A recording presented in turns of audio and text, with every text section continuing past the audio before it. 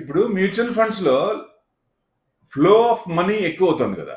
Monthly 19,000 crores plus SIP ద్వారా retail revolution అనుకుంటున్నాం.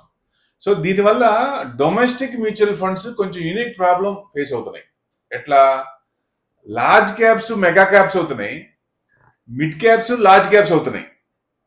ఇవి జనరల్ గా యాంపీ బాడీ ఆఫ్ అసోసియేషన్ వాళ్ళు ఇచ్చిన అంటే ఏది ఎలా చూడాలి, లార్జ్ క్యాప్ ఎలా చూడాలి, మిడ్ క్యాప్ ఎలా చూడాలి, వాళ్ళు ఇచ్చిన ప్రకారం చూస్తే సెబీ ఫార్ములా ప్రకారం top 100 companies mid cap are large caps, next 150 are mid caps, remaining all small caps.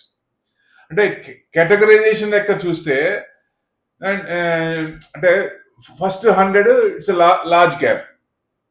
Similarly mid cap portfolio scheme లో కూడా చూస్తే 100 to 250 అక్కడ మారింది. అక్కడ 100 to 250 are mid cap. Experts ఏం చెప్తారంటే ఎక్స్పోనెన్షియల్ గ్రోత్ డొమెస్టిక్ ఈక్విటీలో బాగా మార్కెట్ లో ఎక్కువ వస్తుంది కాబట్టి పోస్ట్ కోవిడ్ తర్వాత it has to be relook, దాన్ని స్ట్రక్చర్ ని మార్చాలి. అంటే వాళ్ళు ఏం సజెస్ట్ చేస్తున్నారు? Large cap should select. ఎక్కడ సెలెక్ట్ చేసుకోవాలి? 100 అనుకున్నాం కదా, టాప్ 100. అది 125 నుంచి 150 స్టాక్స్ లార్జ్ క్యాప్ గా తీసుకోవాలి. ఎందుకంటే ఈ మిడ్ లార్జ్ అవుతున్నాయి, లార్జ్ మెగా అవుతున్నాయి.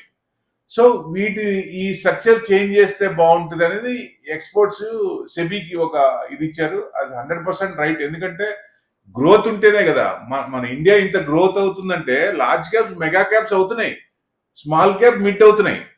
సో ఇన్ఫ్యూజన్ ఆఫ్ ఫండ్స్ ఎక్కువ వస్తుంది. ఏ కంట్రీకి వెళ్ళలేరు కదా, మన దగ్గరికే వస్తున్నారు. డామ్ షూర్ నెక్స్ట్ 5 years కూడా మన సైడే వస్తారు. చైనాకి వెళ్ళారు, యూరోప్కి వెళ్ళారు, మరి ఎక్కడికి వెళ్ళాలా? వేరే చోటుకి ఎక్కడికి వెళ్ళాలా? మిడిల్ ఈస్ట్ వెళ్ళారు. సో ఇన్ఫ్యూజన్ ఆఫ్ ఫండ్స్ ఎక్కడ పెట్టాలి?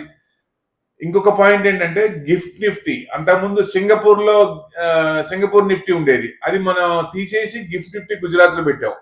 డెఫినెట్ గా నెక్స్ట్ 5 years లో ఈ గిఫ్ట్ నిఫ్టీ అనేది వాల్యూమ్ వటుడింత అన్నట్టు పెరుగుతాయి, భయంకరంగా పెరుగుతాయి వాల్యూమ్.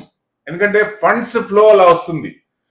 సెటిల్మెంట్ 1 hour లో అయిపోతుంది కదా, మనం అమ్మిన గంటలో మనకు చెక్ వస్తుంది. సో ఈ ఫారెన్ ఇన్స్టిట్యూషన్ కి వాళ్ళకి బెనిఫిట్ అవుతుంది. సో ఈవినింగ్ మన మార్కెట్ అవ్వగానే ఆ మార్కెట్ టర్న్ చేసుకొని అక్కడ చేసేది ఉంటుంది. ఇది మన గిఫ్ట్ నిఫ్టీ దాంట్లో టర్న్ ఓవర్ చేసేదానికి. సో అక్కడ ప్లస్ అవ్వచ్చు వాళ్ళు. సో దీని ప్రకారం చూస్తే ఈ స్ట్రక్చర్ అనేది కొంచెం 100 కంపెనీసే కాదు, మెగా అవుతున్నాయి కాబట్టి లార్జ్ కొంచెం మార్చితే బెస్ట్ అని ఉద్దేశం. Thank you very much.